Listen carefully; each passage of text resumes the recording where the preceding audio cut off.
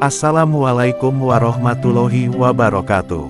Selamat datang di channel Padepokan Bukit Lembah Manah. Video kali ini saya akan menyampaikan penjelasan Prabu Siliwangi tentang Satrio Piningit, Imam Mahdi dan Budak Angon. Semoga dapat menambah wawasan dan pengetahuan. Selamat menyaksikan.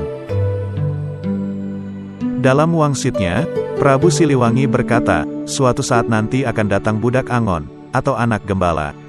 Yang ia gembalakan ranting dan daun kering. Ini adalah analogi untuk pena dan kertas.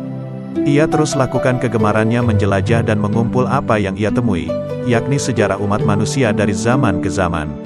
Wangsit Prabu Siliwangi ini, tampaknya sejalan dengan skenario Allah di akhir zaman, yaitu membuka secara terang benderang perjalanan sejarah umat manusia, dari awal hingga paling akhir.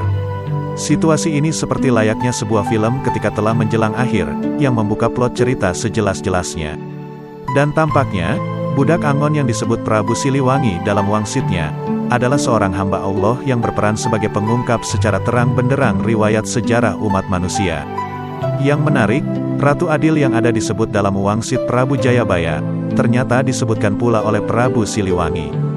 Bahkan, tampaknya banyak kalangan menganggap bahwa sosok Budak Angon adalah sama dengan Ratu Adil. Saya pribadi cenderung sepakat dengan pendapat tersebut, terutama karena sebutan Budak Angon ataupun Ratu Adil lebih merupakan sebutan peran. Jadi, ada saat di mana sosok misterius itu menjalani perannya sebagai anak gembala yang bekerja mengungkap sejarah umat manusia. Di saat lain, ia menjalani peran berikutnya yakni sebagai ratu atau raja yang adil, yang memimpin dan menerapkan hukum yang adil. Bukan saja bagi umat manusia, tapi bagi kesejahteraan seluruh makhluk di muka bumi. Adapun sebutan Satria Piningit, secara harfiah berarti satria yang dipingit, dapat dimaknai sebagai satria yang ditahan kemunculannya hingga tiba pada waktu yang ditentukan. Pemahaman nama Satria Piningit ini kelihatan berkorelasi pula dengan sosok Maitreya dalam tradisi Buddhis. Seperti halnya Satria Piningit, sosok Maitreya, sang Buddha masa depan dalam tradisi Buddhis, juga biasanya digambarkan dalam visual bentuk patung dengan pose duduk mengongkang kaki, menyiratkan tengah menunggu waktu untuk kemunculannya. Jika kita bergeser ke sosok eskatologi dalam tradisi Islam, di sini ada nama Al-Mahdi. Nama ini pun pada dasarnya sebutan gelar. Mahdi artinya, orang yang mendapat petunjuk. Satria Piningit, Budak Angon, Ratu Adil, Maitreya, hingga Al-Mahdi, pada umumnya dipercaya dalam masing-masing tradisi sebagai seorang sosok anak muda. Ini bisa menguatkan asumsi jika kesemua nama itu merujuk pada satu orang yang sama. Mengenai siapa sesungguhnya sosok anak muda misterius ini, adalah hal yang tidak akan diungkap, sebelum tiba pada waktu yang ditentukan. Orang yang tahu esensi, seperti Prabu Siliwangi ataupun Prabu Jayabaya, tidak akan mengungkap walaupun sangat mungkin bahwa mereka tahu. Prabu Jayabaya mengatakan bahwa hanya yang bersangkutanlah yang dapat mengerti ciri-ciri yang ia sebutkan dalam wangsitnya. Dengan demikian, tampaknya, Prabu Jayabaya tahu siapa sosok ini, dan ia tahu bahwa suatu saat sosok yang bersangkutan akan mengenal diri sejatinya setelah menyadari bahwa semua ciri-ciri yang disebutkan dalam wangsit Prabu Jayabaya ada pada dirinya.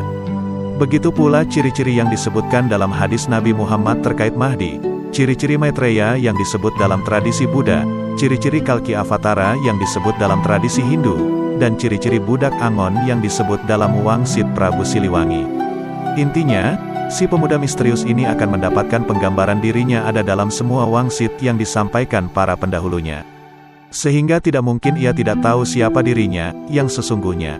Dalam banyak literatur tema eskatologi, baik itu dari tradisi agama Samawi, Hindu, Buddha, dan kepercayaan tradisional di Indonesia, sosok penyelamat dunia memiliki banyak sebutan, dan yang menarik karena masing-masing sumber itu memberikan ciri-ciri sosok penyelamat yang beragam. Dan yang mengagumkan adalah karena ciri-ciri itu sangat spesifik.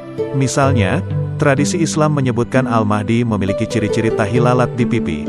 Tradisi Buddha menyebutkan Maitreya gemar menyanggul rambut seperti mahkota di atas kepala, dan senantiasa menggunakan semacam ikatan syal di pinggang.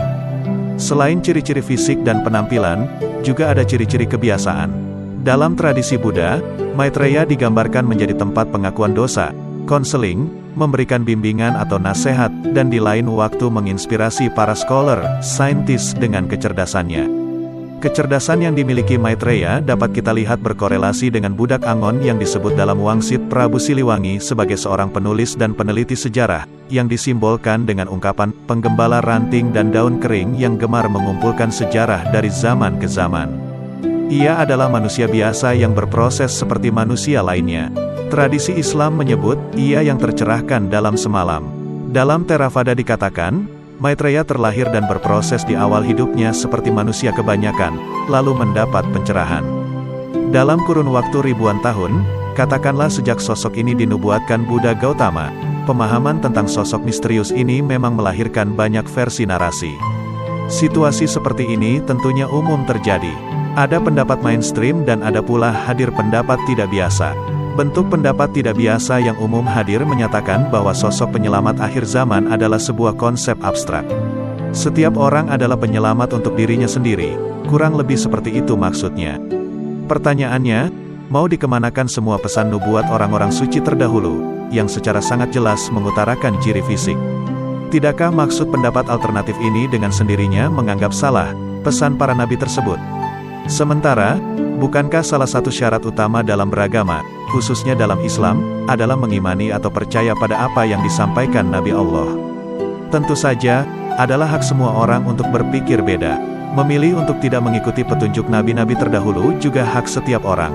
Dan para nabi pun telah diingatkan, bahwa mereka hanyalah penyampai pesan dan bukan penanggung jawab. Untuk situasi ini, Allah berfirman dalam surat Al-An'am ayat 66 yang berbunyi, dan kaummu mendustakannya padahal itu benar adanya. Katakanlah, aku ini bukanlah penanggung jawab kamu. Sekian, apa yang wajib saya sampaikan dalam kesempatan ini. Semoga bermanfaat. Salam.